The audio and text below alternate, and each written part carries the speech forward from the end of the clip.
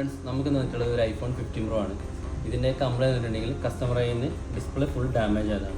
നമുക്കിത് എങ്ങനെ ഫിക്സ് ആയി നോക്കാം. 15 Proൻ്റെ ഡിസ്പ്ലേൻ്റെ വർക്ക് കംപ്ലീറ്റ് ആയിട്ടുണ്ട്. എന്നാൽ ഡിസ്പ്ലേ മാറ്റി കഴിഞ്ഞിട്ടുണ്ടെങ്കിൽ നമുക്കിവിടെ ഡിസ്പ്ലേ ഇമ്പോർട്ടൻ്റ് മെസ്സേജ് ഇവിടെ കാണിക്കും. അത് കാണിക്കാതിരിക്കാൻ നമുക്ക് പഴയ ഡിസ്പ്ലേയിലുള്ള ഈ ഒരു പ്രോഗ്രാം ഐ സി ഉണ്ട്. ഈ ഐ സി എടുത്ത് നമുക്ക് പുതിയ ഡിസ്പ്ലേയിൽ കിട്ടാൻ മാത്രമാണ് നമുക്ക് ഡിസ്പ്ലേ അൺനോൺ പാർട്ട് എന്നുള്ള ഇഷ്യൂ പോകുള്ളൂ. നമുക്കത് അതും കൂടി എങ്ങനെ ക്ലിയർ ആവുന്നത് നോക്കാം.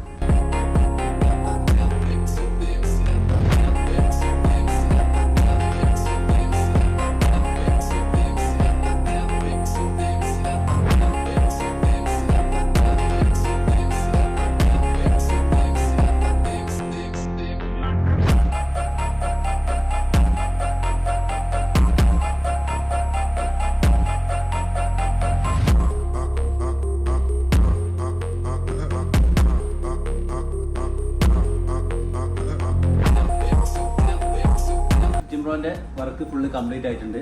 ഡിസ്പ്ലേ അൺനോൺ പാർട്ട് മെസ്സേജ് ഉണ്ടായിരുന്നു, നമ്മളതെല്ലാം ക്ലിയർ ആക്കിയിട്ടുണ്ട്. കസ്റ്റമർ പറഞ്ഞിട്ടുണ്ടായിരുന്നു അൺനോൺ പാർട്ട് മെസ്സേജ് പാടില്ല, ഡിസ്പ്ലേ അൺനോൺ പാർട്ട്. അപ്പോൾ നമ്മളത് ക്ലിയർ ആക്കിയിട്ടുണ്ട്.